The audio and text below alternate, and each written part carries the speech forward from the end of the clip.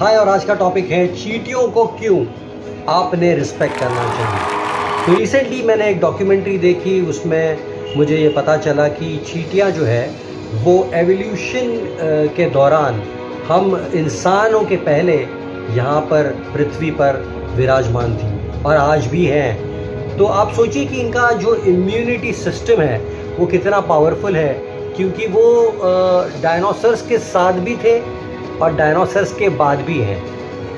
इतना ही नहीं, चींटियाँ जो है ये एक क्वीन है जिसकी सेवा बाकी के लोग करते हैं, बिल्कुल एक हनी बी की तरह। लेकिन जो क्वीन चींटी होती है उसकी उम्र जो है वो ज़्यादा होती है कंपेयर टू सोल्जर चींटियाँ। और सोल्जर चींटियाँ जो होती है, जो मेल्स होते हैं चींटियों में, वो उनका जो फंक्शन होता है वो काम करने का नहीं होता है। उनका फंक्शन होता है सिर्फ प्रोक्रिएट करने का, यानी कि उनका फंक्शन होता है सिर्फ सेक्स करना ताकि उनकी आगे की प्रजाति बढ़ सके। तो ये बहुत ही अच्छा लकी गिफ्ट है मेल चींटियों के लिए कि उन्हें सिर्फ कुछ करना नहीं है, उन्हें सिर्फ सेक्स करना है, प्रोक्रिएट करना है, और बाकी का सब काम फीमेल्स करती है। लेकिन एक प्रॉब्लम ज़रूर है, मेल चींटियों की उम्र जो है वो बहुत कम होती है कंपेयर टू जो वर्कर चींटी फीमेल चींटीज़ होती है और क्वीन चींटी होती है। तो और भी फैसिनेटिंग चीज़ें ये हैं कि चींटियाँ जो है अपने एंट्रेंसेस को बहुत अच्छी तरह से फूलों के टुकड़ों से, पन्नों के टुकड़ों से सजाती है, बिल्कुल हम इंसानों की तरह।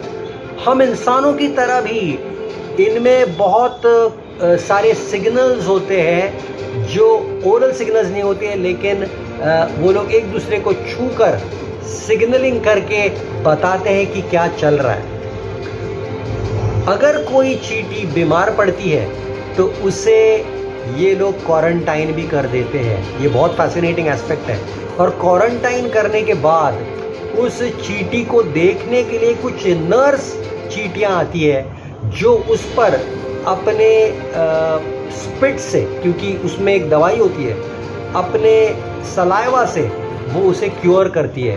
कुछ चींटियाँ इस तरह से इन्फेक्टेड होती है कि उनको दूर से इलाज करना पड़ता है। तो ऐसे में जो नर्स चींटियाँ होती है वो एक डिस्टेंस से उन पर स्प्रे फेंकती हैं, जिसके चलते ही वो बीमार चींटी ठीक हो जाती है। बिसाइड्स दैट कुछ चींटियों की कॉलोनीज होती हैं वो फार्मर्स भी हैं।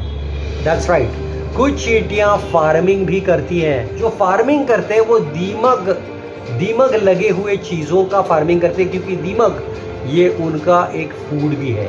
तो उस दीमक को बढ़ाने के लिए और कुछ पत्तों पर फंगस को बढ़ाने के लिए वो प्रयास करते हैं और वो प्रॉपर उसकी खेती करते हैं ताकि उनको अन्न मिल सके।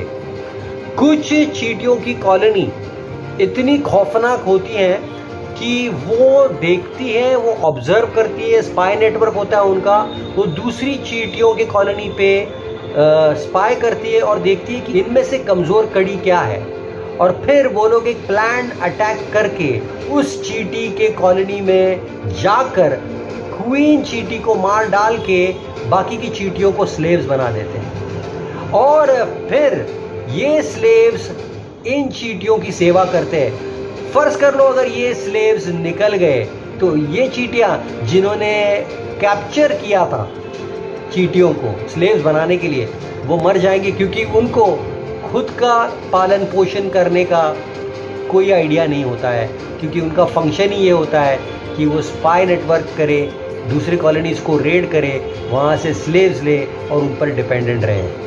तो चींटियों का ये फैसिनेटिंग वर्ल्ड है। आप इनसे बहुत कुछ सीख सकते हैं। एक तो ये अपने से कई गुना ज़्यादा वज़न उठाते हैं, एक यूनिट के तरह काम करते हैं, ये बहुत ऑर्गेनाइज्ड रहते हैं, सिस्टमैटिक रहते हैं, क्लीन रहते हैं, और इनमें एक ज़िद रहती है टू सर्वाइव। Happy investigating.